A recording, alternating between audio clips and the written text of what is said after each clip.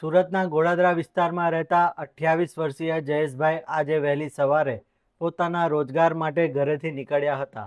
તેઓ જ્યારે Althan metro mall પાસેથી પસાર થઈ રહ્યા હતા ત્યારે કાર બનીને આવેલા એક ડમ્પર ચાલકે તેમની એક્ટિવાને જોરદાર ટક્કર મારી હતી. અકસ્માત એટલો ભયાનક હતો કે જયેશભાઈનું ઘટના સ્થળે જ પ્રાણ પંખેરું ઉડી ગયું હતું. સ્થાનિક લોકોએ તાત્કાલિક ધોરણે પોલીસને જાણ કરી હતી, જેને પગલે પોલીસનો કાફલો ઘટના સ્થળે દોડી આવ્યો હતો. પોલીસે મૃતદેહનો કબજો મેળવી પોસ્ટમોર્ટમ માટે સિવિલ હોસ્પિટલ ખસેડ્યો હતો. 28 વર્ષીય આશાસ્પદ યુવકના મોતના સમાચાર મળતા જ ગોળાદરા સ્થિત તેમના નિવાસસ્થાને અને સમગ્ર પરિવારમાં શોકનું મોજું ફરી વળ્યું છે.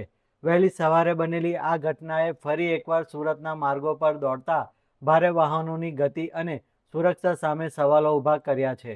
હાલમાં પોલીસે ડમ્પર ચાલક વિરુદ્ધ ગુનો નોંધી આગળની કાર્યવાહી હાથ ધરી છે. આ શ્યામ મંદિર પહેલાં અલથાણ ચોકડી પાસે ટાટા શોરૂમની પાસે એક્સિડન્ટ થયું છે. પાછળથી ડમ્પરવાળાએ એને ગાડીને ઠોકી છે. એ ગાડીને ઠોક્યા પછી એના જગ્યા પર મૃત્યુ પામેલ છે.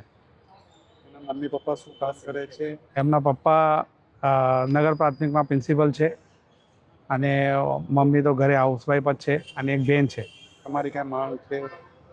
હવે માંગ એટલે ન્યાય મળે અને જે આવું કૃત્ય કર્યું છે એને કડકમાં કડક પગલાં ભરાય, એને કડકમાં કડક સજા મળે એવી અપેક્ષા રાખીએ. તમે એના કોણ?